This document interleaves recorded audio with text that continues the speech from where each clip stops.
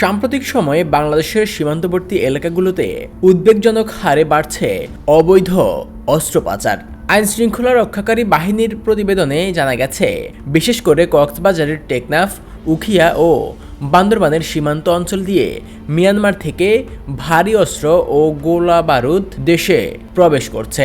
এতে আশঙ্কা তৈরি হয়েছে এই সংবেদনশীল অঞ্চলগুলো ধীরে ধীরে রূপ নিতে পারে এক ভয়াবহ যুদ্ধক্ষেত্রে। বিজিবি ও গোয়েন্দা সংস্থার তথ্য বলছে, রোহিঙ্গা শিবিরের আশপাশে সক্রিয় পাচার চক্র অস্ত্র আনতে বিভিন্ন অবৈধ পথে নদী, পাহাড়ি রাস্তা ও জঙ্গলের ভেতর দিয়ে গত কয়েক সপ্তাহে কয়েকটি অভিযানে উদ্ধার হয়েছে আধুনিক রাইফেল, ম্যাগাজিন ও গোলাবারুদ। পরিস্থিতি এমন যে এই অস্ত্রগুলো স্থানীয় সশস্ত্র গোষ্ঠী, মানব পাচারকারী কিংবা রাজনৈতিক সন্ত্রাসীদের হাতে গেলে বড় সংঘর্ষের আশঙ্কা উড়িয়ে দেওয়া যাচ্ছে না। অন্যদিকে পার্বত্য চট্টগ্রাম, খাগড়াছড়ি, রাঙ্গামাটি ও মেহেরপুর সীমান্ত অঞ্চলকেও ঝুঁকিপূর্ণ বলে চিহ্নিত করা হয়েছে।